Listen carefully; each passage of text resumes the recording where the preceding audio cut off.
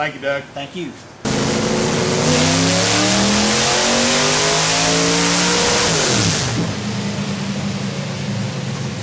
Doug, we really pulled out some numbers here. Things didn't quite work what we thought they would, but we still got some amazing numbers and actually done a little better than what we thought, didn't we? Yes, we did. Typically, this header will lose bottom end with the shorter primaries and pick up on the top end.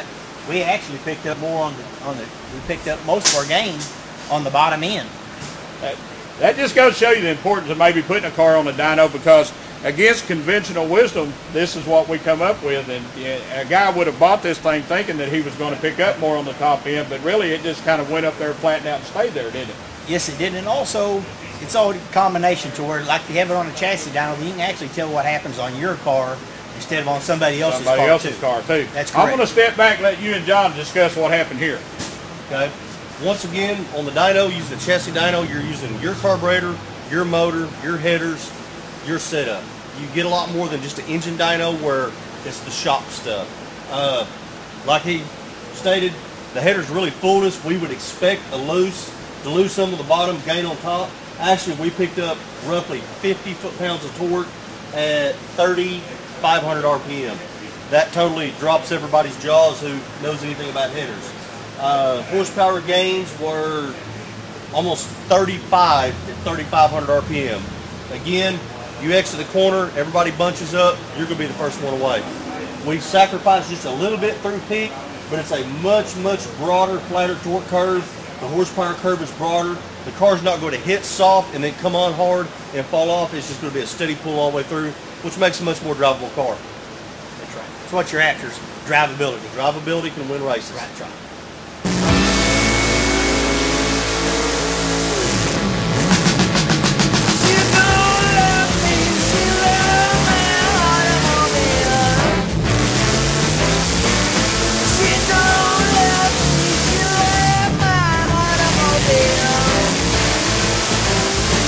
But she would do anything just to slide behind the wheel. She said, what's it gonna take for you to lay your top on down? All right, guys, we've made the runs. We've got all the data collected. We got Doug Schoenfeld back with us from Schoenfeld Headers. Doug, tell us what we've done. First of all, we started off with an 1 5/8 long tube header as our baseline. Then we went to an 1 5/8 short primary header, which really picked up the torque from about 4,800 RPM up. Didn't really change a whole lot. Then we went to an 1 3/4 long primary. It was about like the 1 5/8 long primary header. And then we went to a 1 5/8 mid-length header, and it was kind of in the middle on the bottom end between the shorter primary header, which had the most torque, and then it was about in between the long primary header for bottom end. We kind of got surprised on some of the numbers we saw, didn't we? Yes, typically a shorter header you'll lose bottom end, but we actually picked up torque with the short primary header. What we got to explain is running on this restricted motor, we probably got a little bit different results because of that. If we'd have took that motor and put it on a modified motor, we might have got some different numbers on it. Right, yeah, because you're going to, with a limited motor, you're not going to notice that big of a change, especially if you go with a bigger tube header, which is going to be for a bigger engine. Wrap it up real quick. What did Ryan gain from all this, the driver of this car? Well, it looks like from the headers that we tested, if you want the most torque, he would want the smaller primary header. With the mid-length header, he felt the motor ran smooth. That's good. Tell us again where you are. Schoenfeld Headers. We're in Van Buren, Arkansas since 1974. We'll see you at the track. Thank you, Doug. Thank you.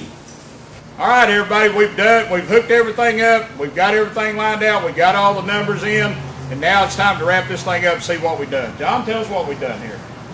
We made a few changes, tried a couple different parts, and as we've seen before in the past, what you've been told, what you've learned, what brand A catalog, brand B catalog will tell you we'll do this, this, and this, is not always the case. We learned that today for a fact. You can't get information without actually doing it. Right. Every car is different, every setup's different, every driver style is different. People will go out and spend thousands of dollars on cylinder heads, camshafts, all the high dollar trick parts of the week. If you don't get it tuned, you don't maximize what you already have, you're not putting it to use. You overlook a simple thing. Exactly. Where you can pick up this little horsepower. Exactly. A person can come in here, put a car on the dyno, never buy a single part, and may walk out of here with 40 extra horsepower and never change nothing but the timing, the carburetor jetting, Right. and some basics. You can't do that at the track. Seat of the pants will lie to you every time. Well, I really want to emphasize the importance of this dyno. That dyno and performance. That dyno can tell you a lot about your car. Even if your car, you think your car is doing real good, you bring it in here and put it on here, you just confirm what you know. This is a cheap fix, a cheap trick. Like you said, this is a tool. It's just, Exactly. it's like something sitting in your toolbox that you can use once a month, once every 3 months, something like that. Bring it in here, do this, and you'll learn a lot off your car. Won't you? Exactly, and it's the most important tool. We also do air fuel monitoring on everything. That means the difference between maybe burning a piston, burning a head gasket, or going out there and running the next 10 weekends with no problems. There you go. Tell us how to get a hold of you. Dyno Performance, we're 2718 Towson Avenue in Fort Smith. Phone number is 479-785-5400. Give us a call. We're pretty much always here. More than happy to help you out. Glad to have you on board with us today. Thank you. Remember? Let's do it, buddy. Ryan? We got Ryan Taylor in here now. We want to thank you for letting us use your car at this. This is a big deal. I put a lot of wear and tear on your car, I'm sure, but yeah, I think even you learned something from this, did you? Absolutely. Special thanks to everybody involved today.